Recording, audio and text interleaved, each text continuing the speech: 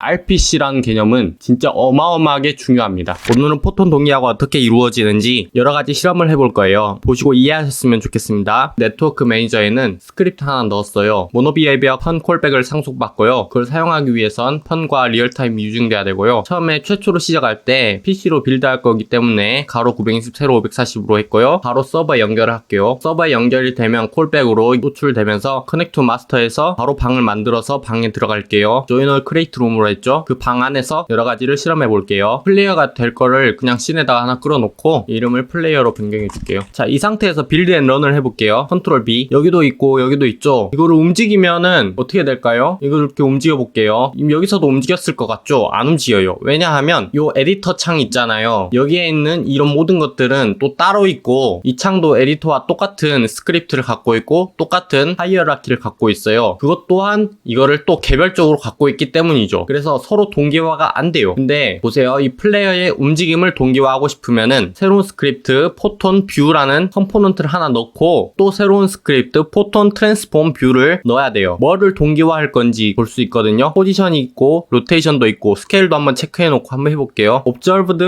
컴포넌트에다가 이렇게 드래그해서 넣어줘야 돼요. 이 컴포넌트를 관찰해서 동기화한다는 말이거든요. 그리고 다시 빌드 앤 런을 해볼게요. 여기서 정말 알아두셔야 할 게 있어요. 먼저 에디터 상을 먼저 플레이하고 그럼 방에 먼저 들어오겠죠. 그리고 두 번째로 이걸 들어왔어요. 그 다음에 이 플레이어를 움직여 볼게요. 이렇게. 그러면 여기는 어떻게 될까요? 움직였죠. 신기하죠. 자, 보세요. 이 플레이어가 컨트롤 로컬리가 true가 돼 있어요. 그러면은 요 창에서 제어한 것이 요 창에 전달이 된다는 말이에요. 그런데 요거를 먼저 실행을 하고 이걸 실행하면 어떻게 될까요? 방은 얘가 먼저 들어왔으니까 얘가 마스터 클라이언트가 되는 거예요. 방장의 권한이죠. 그게 돼가지고 여기 있는 컨트롤 로컬리가 false가 돼 있어요. 그래서 여기서 움직여봤자 여기서 동기화가 안 돼요. 반드시 동기화는 컨트롤 로컬리가 true인 상황일 때 동기화를 해줘야 돼요. 여기서 움직였다면 여기서 동기화가 됐겠죠. 지금까지는 플레이어가 하나일 때만 이렇게 봤는데 서버에 접속한 사람이 2명이면은 플레이어가 2명으로 해서 컨트롤하고 그렇게 해야겠죠. 플레이어를 복사를 해야 돼요. 이거를 복사하기 위해서는 먼저 리소시스 폴더를 하나 만들고요. 거기다가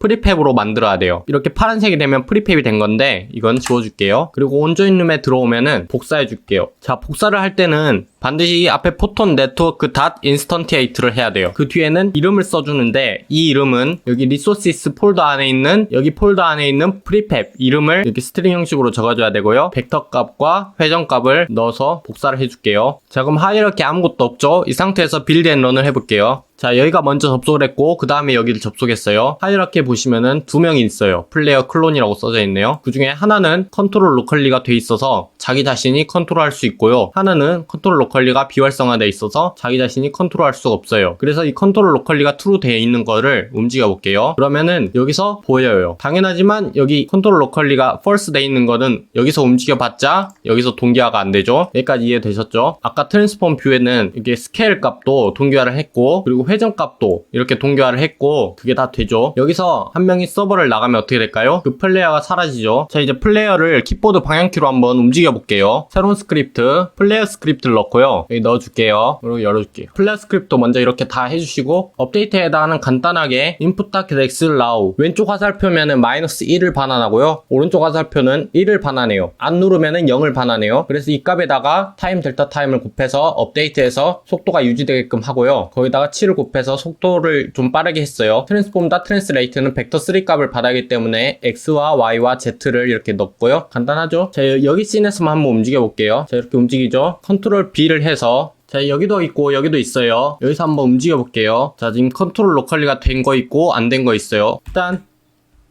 봐봐요. 둘이가 하나 된 것처럼 움직이죠. 컨트롤 로컬리가 true이든 뭐 false이든 그냥 이거 플레이 스크립트가 달려있기 때문에 그냥 이 함수를 말 그대로 호출하는 거예요. 여기서 보면은 동기화는 안 돼 있죠. 왜냐하면 하나는 로컬리가 false니까. 이 문제를 해결하기 위해서는 퍼블릭으로 포톤 뷰라는 컴포넌트를 PV로 한번 받아볼게요. 자, 플레이어에 포톤 뷰가 있죠.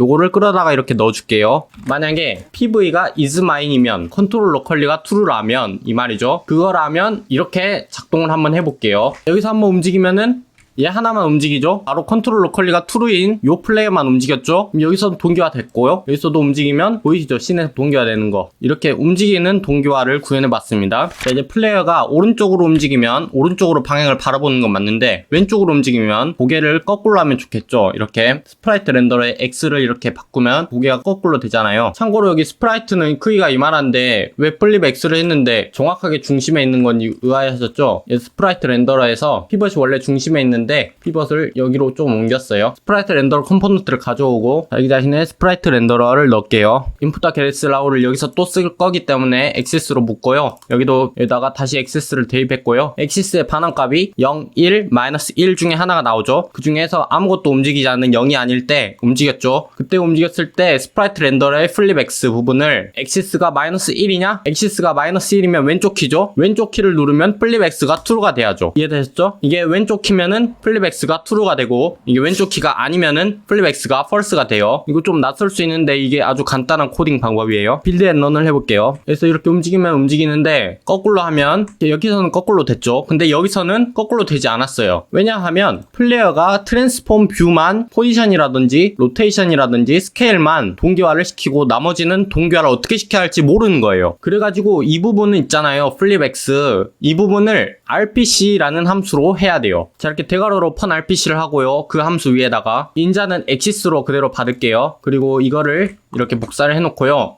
여기서 되면은 그리고 pv.rpc를 해주는 거예요. 포톤 뷰에 rpc라는 함수가 있는데 이 rpc는 그 방에 있는 모든 플레이어들한테 이 함수를 실행하라 라고 전달하는 함수예요. rpc 타겟 all로 했죠. 그 방에 있는 모든 사람한테 이 함수를 실행하라고 하는 거예요. 인자는 액시스를 넘겨준 거예요. 이렇게 움직였다가 거꾸로 보면은 여기서도 거꾸로 됐죠. 아주 잘 됐죠. 자, 근데 또 버그가 있어요. 이 상태 있죠. 이 상태에서 여기를 껐다가 서버를 재접속해 볼게요. 여기서는 거꾸로 됐는데 여기서는 거꾸로 되지 않았어요. 대박이죠? 포톤이 그래서 어려운 거예요, 여러분. 그래서 서버에 재접속을 했을 때 플립 X가 어떤 상황인지를 알려주기 위해서 all 버퍼로 해야 돼요.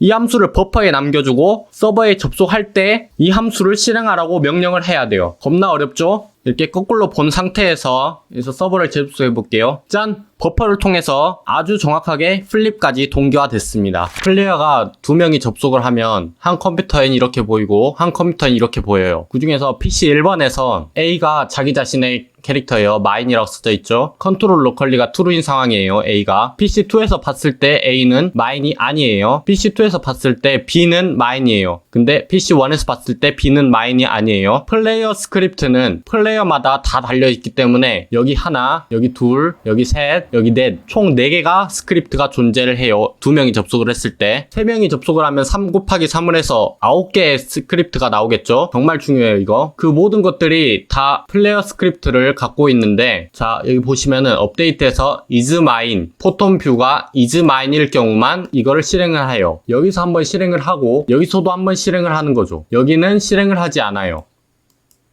PC1에서는 A가 마인이기 때문에 그 플레이어 스크립트를 발동이 되고 PC2에서는 B가 마인이기 때문에 이 플레이어 스크립트가 발동이 돼요. 요것들은 발동이 안 돼요. 마인이 아니기 때문에. A에서 만약에 발동을 됐으면은 이렇게 거쳐가지고 pv.rpc를 호출하죠. 그때 포톤뷰 컴포넌트는 여기에 포톤뷰 컴포넌트가 달려있어요. 자기와 똑같은 포톤뷰 컴포넌트가 여기에도 있죠. 그 컴포넌트를 일치를 시키기 때문에 pv.rpc flipx를 실행하라 라고 하면은 여기에서 발동되는 것이 여기에서 발동이 돼요. 같은 포톤 뷰이기 때문에 A에서 마인으로 발동을 했다면 이렇게 발동을 해서 넘겨주고요. 이렇게 넘겨주는 게 아니에요. 다른 사람한테 넘겨주는 게 아니에요. 그리고 막 다른 여기 이런 사람한테 넘겨주는 거 아니에요. 같은 포톤 뷰 컴포넌트를 갖고 있는 그 플레이어한테 RPC를 하라는 거예요. 전체한테 넘겨주는 게 아니에요, 절대. 자, B도 PC2에서 봤을 때 이 스크립트를 실행을 해요. B도 여기 포톤 뷰 컴포넌트를 갖고 있고 여기 같은 포톤 뷰 컴포넌트를 갖고 있기 때문에 B도 이렇게 넘겨주는 거예요. RPC를 통해서. 그래서 각각을 제어할 수 있는 거예요. 여러분, RPC는 정말로